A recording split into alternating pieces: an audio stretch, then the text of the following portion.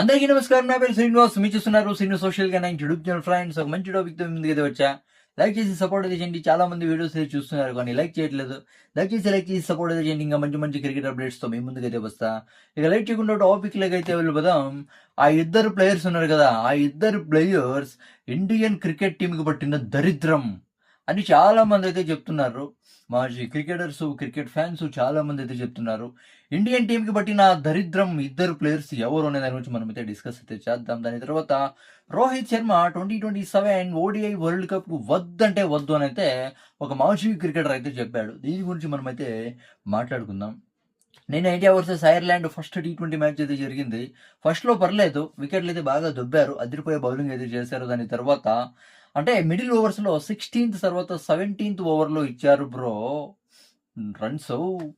అసలు కుమ్మించుకున్నారు, విపరీతంగా కుమ్మించుకున్నారు.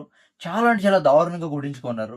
వాషింగ్టన్ సుందర్ ఒక్క ఓవర్ చేసి 19 రన్స్ ఇస్తే ఇక్కడ మహానుభావుడు ప్రసిద్ధ్ కృష్ణ ఏరి కోరి మరీ టీంలోకి అయితే తీసుకున్నారు ఈ మహానుభావుడిని.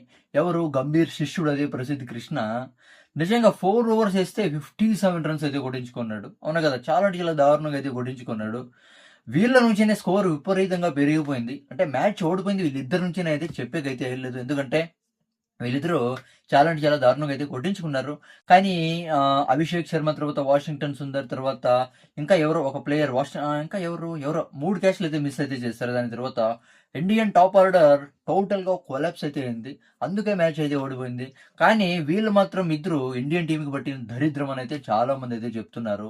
వాషింగ్టన్ సుందర్ పరుగులు ఇచ్చిందే కాకుండా అసలు బ్యాటింగ్ నుంచి కూడా ఎలాంటి పర్ఫార్మెన్స్ అయితే రాలేదు. వీళ్ళు ఇండియన్ టీంకి పట్టిన దరిద్రం అని అయితే చాలా మంది అయితే చెప్తున్నారు.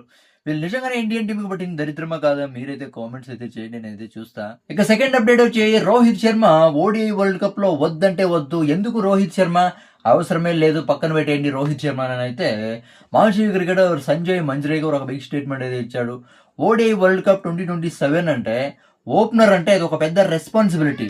అంటే క్రికెట్లో ఇక ఫ్యూచర్లో ఇప్పుడు ఇండియన్ క్రికెట్ టీంలో ఎవరికి 10 ఏళ్ళ భవిష్యత్తు ఉందో, ఎవరు ఇక ఫ్యూచర్లో 10 ఏళ్ళు క్రికెట్ ఆడతారో అలాంటి ప్లేయర్కి ఇండియన్ ఓడిఐ వరల్డ్ కప్లో 2027లో ఓపెనర్గా ఛాన్స్ ఇవ్వాలి. కానీ రోహిత్ శర్మకి ఎందుకు ఛాన్స్ ఇవ్వద్దు?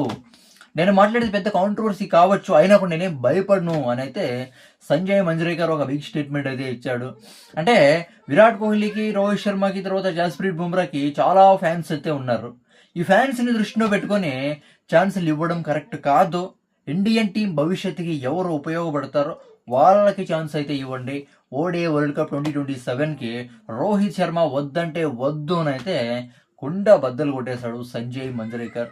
అవును కదా? ఇప్పుడు రోహిత్ శర్మ ఉంటేనే ఒక ఎక్స్పీరియన్స్డ్ ప్లేయర్ ఉంటేనే బాగుంటుందంటే మనకైతే అనిపిస్తుంది. ఎందుకంటే వరల్డ్ కప్ జరుగుతుండేది ఫారిన్ కంట్రీస్లో కాబట్టి డిఫరెంట్ కండిషన్స్, డిఫరెంట్ పిచెస్, అవును కదా అంటాయి. కాబట్టి రోహిత్ శర్మ అవసరం అయితే ఉంటుందని అయితే నాకైతే అనిపిస్తుంది.